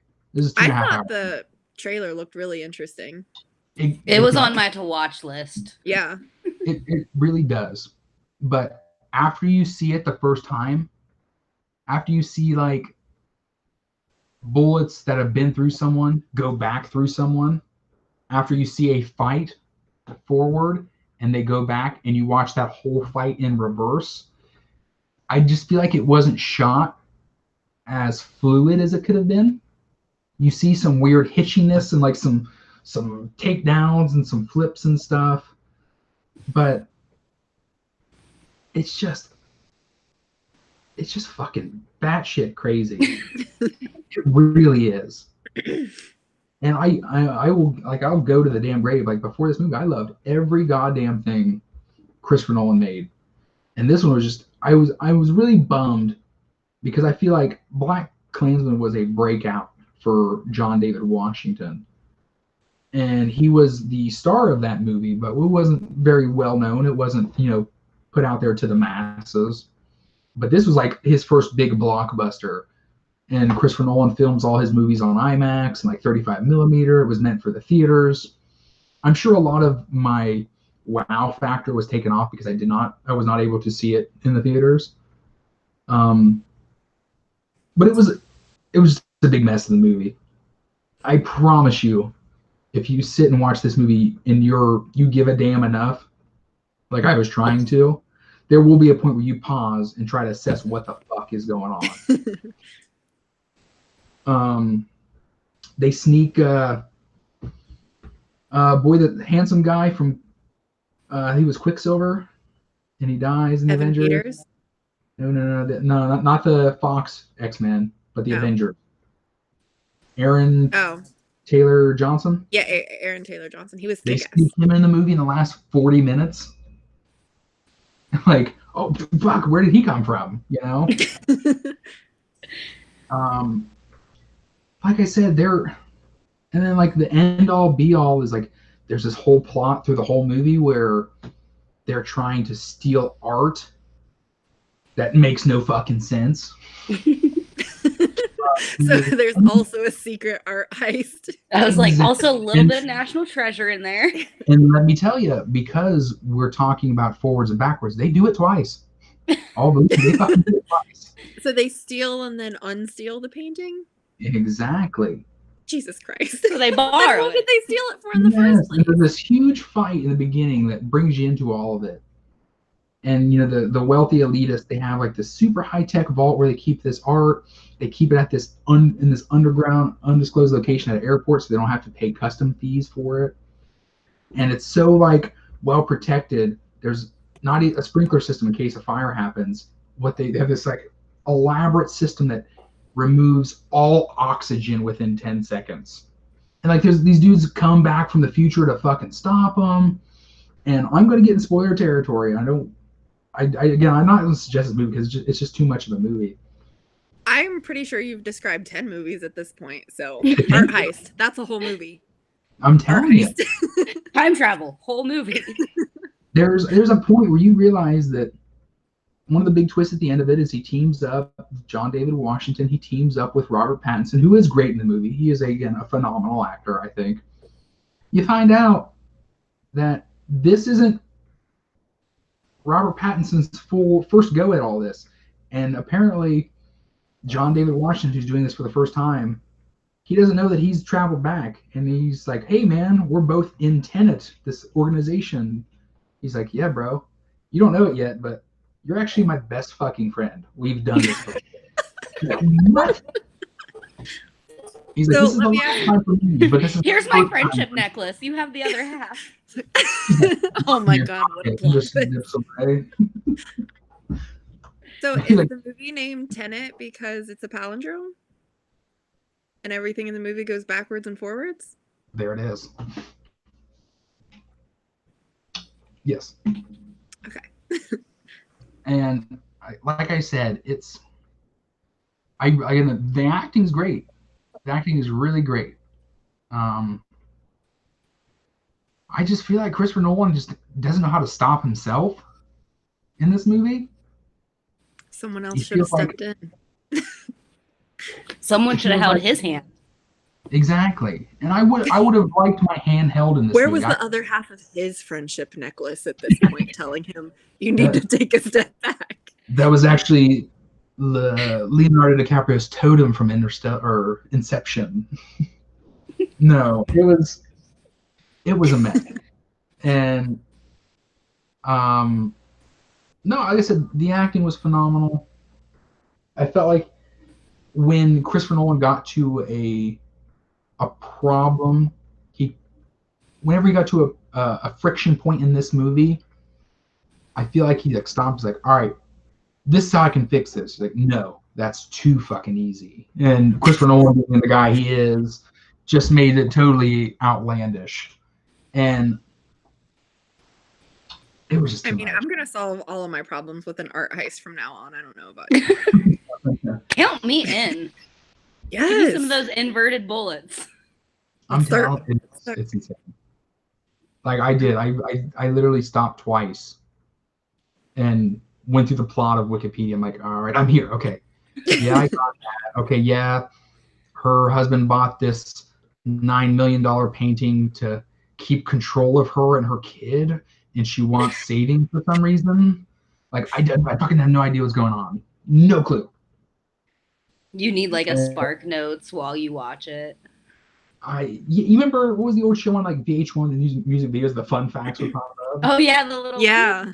I could have fucking no fucking clue. Still confused about some of it now. Crosses that off my watch list. Yeah. And I would $20, man. Yeah. And I really, like I said, I really loved John David Washington. Side note, I'm excited for Denzel Washington's new movie. The trailer dropped this week for it. It looks fucking awesome. I don't think I've seen it yet. He's a cop, and Rami Malek's looking for a murderer, and the murderer is love Rami Malek. But also, when does Denzel Washington not play a cop? I feel like he's always a cop. You're getting older. You gotta narrow down your roles. That's true. Hone in on your skills. The whole homicide detective. But like I said, Tenet was like 4 movies. It just didn't need to be. Christopher Nolan needs to just stick with an idea and run with something. I don't know. It was a jumbled mess. Like I said, I've loved every one of his movies. They all had something in them that I took away. Like if I were to talk about something like, oh, like this Nolan movie. Like I loved Memento. Like the guy couldn't remember when he fell asleep and he's looking for the murderer of his wife. I loved Insomnia. Al Pacino's trying to catch a killer in Alaska where the sun never goes down. I loved all the Batman movies. I loved Inception. It was something you never seen before. Interstellar, the ending of that movie made me cry like a little girl. But this movie, if we're not talking about it now, I would have forgotten about it. And that's a movie, when he sells movies, and it's a Christopher Nolan film, he does what, if you don't know, like a movie fact before we get off, Christopher Nolan does the same thing that Leonardo DiCaprio does when he gets movies. So when Nolan makes movies, it's a Christopher Nolan film. And Leonardo DiCaprio's in movies, he's obviously always the first name on the poster, right? There's asses in seats for Leonardo DiCaprio, he's a big seller. What Leonardo DiCaprio does is he takes first day dollar of films. If you don't know what that means, is the opening week, that money goes to Leonardo DiCaprio. He doesn't get paid for the film. He gets paid on the first week's success of the film. And now, exactly. And now, so does Christopher Nolan. And Christopher Nolan took a fucking absolute hit for this movie not being released in theaters. So, And I think it's also a reason he spoke out a lot of the backlash with HBO announcing a lot of their films coming straight to the streaming services. But yes, I was utterly disappointed with a great modern filmmaker in Christopher Nolan and his movie Tenet. Especially when you could have watched a body swapping slasher. Which I did watch Freaky, and I liked it. Yeah, it's so fun. I have a feeling that I would have to wait longer to watch Tenet for free than I would Freaky. Yeah, it's not coming to streaming to rent until, I'm pretty sure it said like April.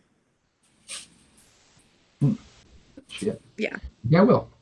Okay. It's worth the cash. Or digital funds, I guess. Digital currency. I don't have Bitcoin. Bitcoin? I don't know. Bitcoin. I cashed out a while ago. All right. We went, what, 10 minutes over our hour? Or did we? No. Holy shit. It's been like 2 hours. Yes. Yeah, I thought this would be a quick one. Great job, guys. We went way longer than expected. Clocking in right at that hour mark. Twice. I think we're definitely sticking with our hour last week. We've all got our book of the week or our book club book, right? Yeah. Mine is in my truck. I tried to take it to work, but I was a fool thinking I could read at work. Yeah, mine's over here. Dracula motherfucker. Like I said, it's on a bunch of best book of 2020. Looks like a nice little quick read. Nice little hardcover. I'm pumped. Yeah, I think it's it hits so a lot of cute. niches. A lot of niches that we enjoy. Can I tell you what else I'm reading this weekend? It's not here yet though, but you can tell me if you've heard about it. Okay. Called Money Shot. Yes. Have you read it? Do you have Twitter? Yeah. Follow one of the writers, Sarah Beatty. She's fucking hilarious. She's literally a Is Twitter. it worth my money? Because I bought it. It's on its No, way. it's good. It's very good. She's not a comedian. She's just a person who makes jokes on Twitter and gets retweeted by a lot of people. By no means is she a comedian. She just makes jokes on Twitter. And she was reached out to her, hey, you got jokes? Let's write sex jokes. And she's like, I'm fucking there. And that's the inception of the artist. I told Tim the premise. I was like, I ordered this comic today. I was like, it's called Money Shot. And he gave me a look and I was like, well, I mean, it's about porn stars going around and having sex with aliens, so but the comment said it's very sex positive, so I'm ready. Gotta love a good sex positive book. Yeah, with aliens. Intergalactic sexual relations. Yes. That's very PC. They're out there fucking them gray men. Oh Lord! All right, we ran way over, but like I said, we've got a week. I think we can read that book easily in a week. Oh yeah, yeah. I still have a book to read for book club because I have not picked it up yet. This one? Yeah. Yep. I'll read it. We're not meeting until Sunday. But they all came together at the same time. I picked up book 1 of The Old Guard, and book 2 is on its way. So very nice. Good month. Yeah. Well, as always, my kid goes to bed in 3 minutes. As always, thanks for the individuals in the chat. Thank you for your terrible recommendations, ladies. I now know. I'm chock full of them. You want bad ideas? Starting with Art Heist. I'm not letting go of it. It's going to be a running thing now. Time traveling art heist. Yes. Oh, man. But I did read a book about a time traveling serial killer, and let me tell you, it worked. It was really good. It's a good way to not get caught. It was a perfect way. He did not get caught. He did kill a dog, though, and I was sobbing in my car listening to the audiobook. As she sounded like, some say he's still out today. Or yesterday. But as always, I'm Chris. I'm Allory. And I'm Laura. Thanks, guys, for hanging out with me. I guys hope you have a good rest of your week. Thanks. Always hit me up in the chat, and I'll see you guys next week. Yep. All right. Bye, Later, Kathy. guys.